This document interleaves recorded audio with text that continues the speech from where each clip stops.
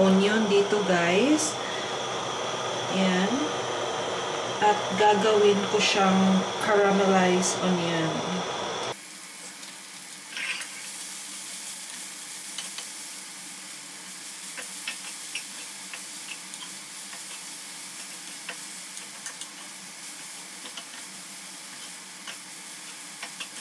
So, inspired by Gordon Ramsay daw ito, sabi ni Erwan Heussaff. So, gagayahin din natin.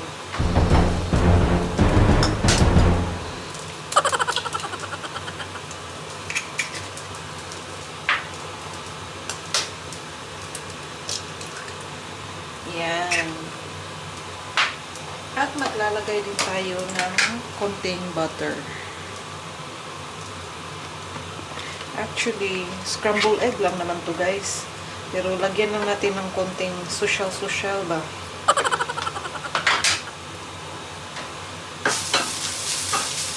At ito na din po yung ating caramelized onion.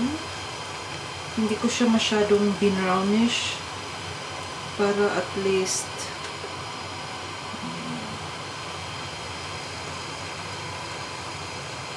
halo-haloin lang natin yan.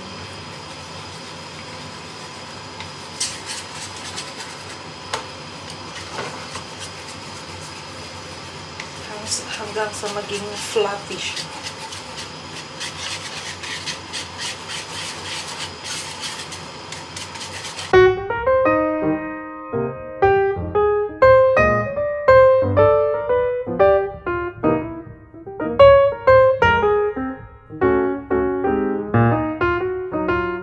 So guys, ito na po yung ating mga ingredients para sa ating gagawin na wraps with egg, cheese, and ham inspired by Erwan Heussaff. So, gagayahin ko lang yung procedures niya.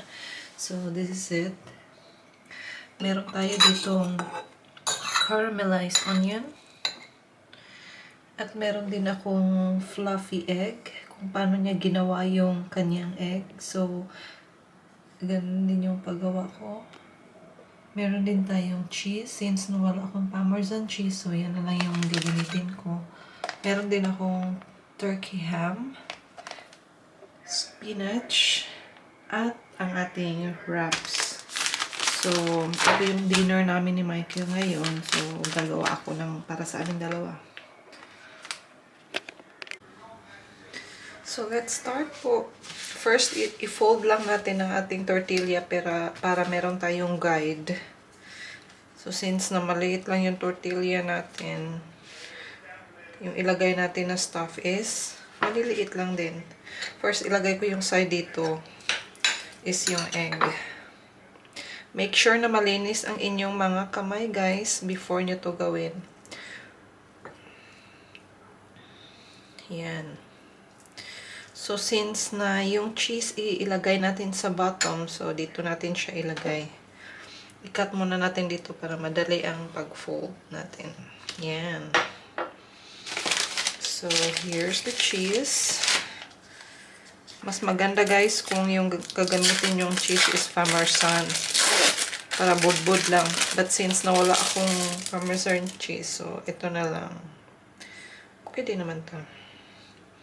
Kung ano lang yung meron. And then, ilalagay natin dito is ang ham. Yung ham, pinrito ko siya ng kaunti. Para maging, ano din naman siya. May crispy. So, ayan. And this side, ilagay natin yung ating spinach. Yeah. Just put a generous amount of spinach. And then, ilagay natin ang ating caramelized onion at the top of spinach.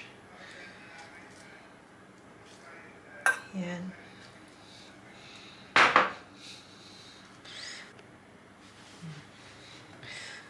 So, lagyan natin ng mayonnaise ang top ng ating ham. Yan. And then, ang pag-fold nito, guys, is first, oops, spread lang natin yung ating, So, first is i-fold natin ang ating ham papunta dito sa ating caramelized onion. And the next fold is to our egg, over our egg. And then lastly is yung cheese natin at the bottom. Ayan. So, ganyan yung pag-ano. And then later, ifa-fry natin to without oil. So, papainitin lang natin siya sa pan para mag-crispy ng kaunti yung ating tortilla. So, there you go. Gagawa pa ako ng few pieces para sa amin dalawa ni Michael.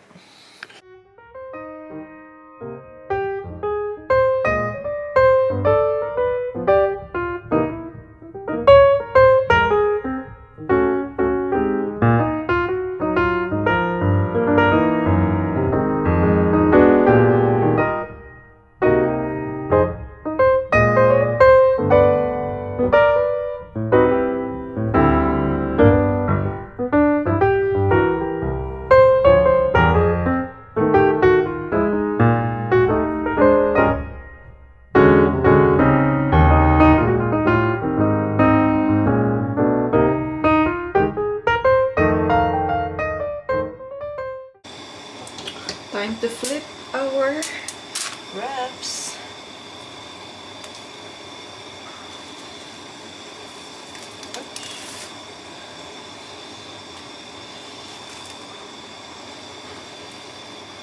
Dahan-dahan lang po para hindi malaglag yung mga palaman natin.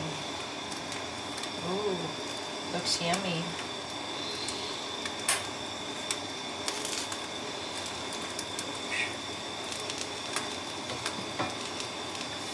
Antayin lang natin na mag-melt yung cheese sa ilalim, guys. But make sure na yung apoy nyo hindi malakas para hindi madaling masunog. Ayan na siya, guys. Malapit na. As you can see, nag-melt na talaga yung cheese niya. Ayan.